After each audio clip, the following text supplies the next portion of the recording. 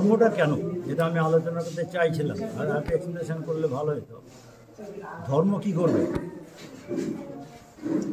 ধর্ম প্রকৃত মনুষ্যত্বের শিক্ষা দান করে, যাতে তার মনুষ্যত্বের বিকাশ ঘটে, মানুষ যাতে প্রকৃত মানুষ হতে পারে। এই জন্য ইসলামিক দৃষ্টিতে ইসলামিক যারা দার্শনিক, যেমন শেখ সাদি রহমতুল্লাহ বলছেন, বনি আদম ইজাই এক দিগারান যে যার আফরিনাস যে এক জওহারান, মানে বনি আদম মানব গোষ্ঠী, মানব জাতি, যে একটা উপাদানেই তৈরি, সব এদের উপাদান একটা। তা মানুষ যদি বনি আদম ইজাই এক দিগারান এদের আফরিন যে এক জওহারান চু অজুয়ে বা দর্দ আওয়াজ রোজগার দিগার অজু হায়েরা নমানত করেন। যদি কোনো মানুষের শরীরে কোনো একটা জায়গায় আঘাতপ্রাপ্ত হয়, আঘাত লাগে, গোটা শরীরটাই বেকার, ব্যথাটা বুঝে। তো গোটা বিশ্বের মানুষের যে কোনো জাতির মানুষের যে কোনো কষ্ট হবে, অসুবিধা হবে, তা সেইখানে যদি মানুষের মধ্যে একটা মনের মধ্যে একটা সিম্প্যাথি না আসে, সে মানুষ নামে অযোগ্য। এই হচ্ছে ইসলামের মূল দৃষ্টিভঙ্গি মানুষ সম্পর্কে। সব ধর্মেরই একটাই লক্ষ্য, যাতে মানুষ প্রকৃত মানুষ হতে পারে। প্রকৃত ধর্ম কোনো ধর্ম শিক্ষা দেয় না যে মারামারি, কাটাকাটি, রক্তরক্তি করে। যদি শিক্ষা দেয় ধর্ম কিনার চিন্তা ভাবনা, যাতে মানুষের সম্প্রীতি, তাদের সহানুভূতি, তাদের মধ্যে মানবতা বোধ সব মিলেমিশে থাকে। Religion is not big theories or big hypothesis. Religion is eternal human conscience.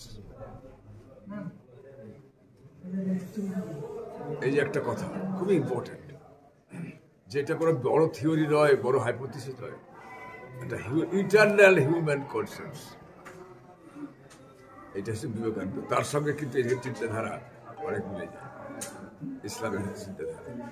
আমি প্রয়োজন মনে করেছিলাম এই জন্যেই যে আমরা বিদ্যালয়ে বিভিন্ন মনীষী, বিভিন্ন মহাপুরুষের জীবন নিয়ে আলোচনা করে থাকি।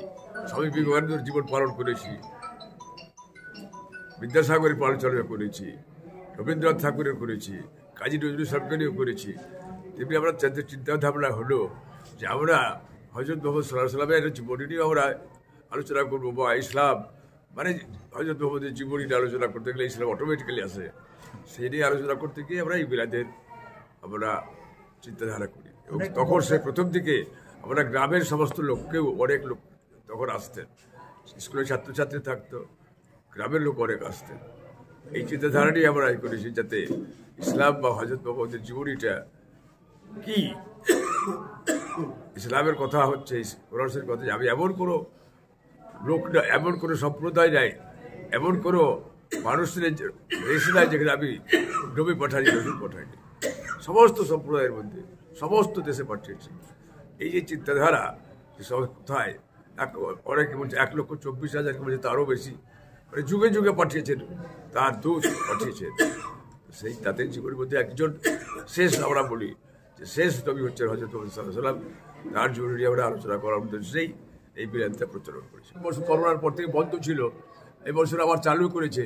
এটা দেখে ভালো লাগলো, সেই জন্যই আমি আর অসুবিধা থাকে স্বাস্থ্য শারীরিক, আমি আজকে এসেছি। সরস্বতী পূজা কিন্তু চালু হয়েছে না? সরস্বতী পূজা তার আগে থেকে আরো অনেক বললাম যে আরো অনেক মনীষীদের ই করে আমরা সরস্বতী পূজা তো নাটক করেছি, সব কিছু করেছি। এই মিলাদ শরীফের মাধ্যমে ছাত্র ছাত্রী, শিক্ষক সকলের মধ্যেই যাতে একতা আসে, ওর বিভেদ নাই, সকলকে নিয়ে চলা। এবং শিক্ষকদের কাজই হচ্ছে যে ছাত্রদের মধ্যে এই চিন্তা ভাবনাটা, যে সবাই আমরা মানুষ, সবাই আমরা একই সৃষ্টি থেকে, সংস্থা থেকে সৃষ্টি হয়েছি। অতএব এইটা সঞ্চালন করতে হবে, তাদের মধ্যে যে এটা সঞ্চালিত হয়, তার কাজ হবে শিক্ষকদের এই বার্তাটা দেওয়ার জন্য আমরা এসেছি। যে আমাদের মধ্যে মানুষ হতে গেলে আমাদের মধ্যে খারাপ যে সমস্ত প্রবৃত্তি, সেটা সম্পূর্ণ বাদ দিতে হবে। বিবেকানন্দ শিক্ষা সম্বন্ধে বলেছিলেন, এটা যেহেতু বিদ্যালয়, আমি এটাও উল্লেখ করব, শিক্ষা সম্বন্ধে বলেছিলেন যে education is the manifestation of perfection already in man.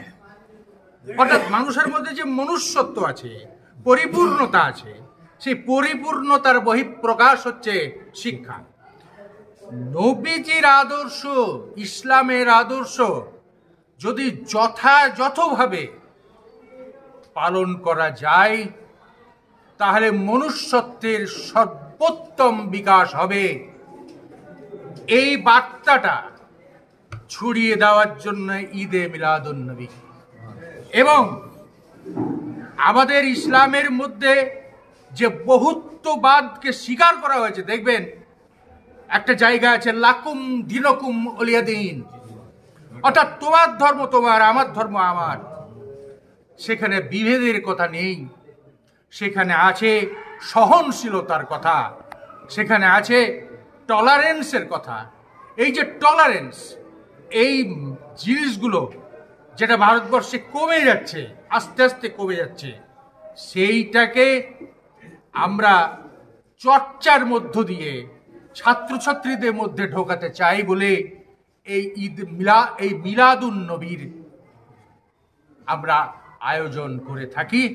এই বিদ্যালয়ের প্রাণপুরুষ মোহাম্মদ সোহরাব, তিনি যখন হেডমাস্টার মশাই ছিলেন এখানে, তিনি বিভিন্ন সম্প্রদায়ের মধ্যে যে সম্প্রীতি, সেই সম্প্রীতি রক্ষার উদ্দেশ্যে মিলাদ চালু করেছিলেন এখানে। এবং আমাদের প্রত্যেকটা ধর্মই শিক্ষা দেয় সমস্ত ধর্মের শান্তিপূর্ণ সহাবস্থান, এবং সেই সহাবস্থান প্রদর্শনের লক্ষ্যেই তিনি এটা শুরু করেছিলেন। এবং সেই পরম্পরা আমরা আজকেও বহন করে চলেছি। আশা করি আগামী দিনেও এই পরম্পরা চলবে এবং একটা সৌহার্দ্যপূর্ণ পরিবেশ এখানে বজায় থাকবে। আজকে আমাদের প্রাক্তন প্রধান শিক্ষক মহাশয় মোহাম্মদ সোহরাব ছিলেন, পীর সাহেব মাতিন সাহেব ছিলেন, এবং বিভিন্ন মসজিদ থেকে ইমাম সাহেবরা ছিলেন, আমাদের সমস্ত শিক্ষক শিক্ষিকারা ছিলেন, এবং স্থানীয় বিশিষ্ট ব্যক্তিবর্গ ছিলেন, বাডালা রামদর্শন হাই স্কুল। এবং আমাদের ব্যবস্থাপনায় থাকেন আমাদের পরিচালন সমিতির সদস্য, সভাপতি, এবং আমাদের সমস্ত শিক্ষক শিক্ষিকা বা অশিক্ষক কর্মচারী বৃন্দ যারা রয়েছেন, তারা সকলেই কাঁধে কাঁধ মিলিয়ে এই প্রচেষ্টা সফল করেন। এই অনুষ্ঠানের মাধ্যমে একটা বার্তাই দিতে চাই, চারিদিকে যে সাম্প্রদায়িক হানাহানি চলছে, সব কিছু থেকে বেরিয়ে আমরা হিন্দু, মুসলিম, শিখ, খ্রিস্টান সবাই মিলে যাতে এই ভারতবর্ষের বুকে শান্তিপূর্ণ সহাবস্থান করতে পারি। আপনি কি গাছ লাগাতে ভালোবাসেন? বিভিন্ন দেশি বিদেশি ভ্যারাইটিস ফুল এবং ফলের গাছ খোঁজ করছেন?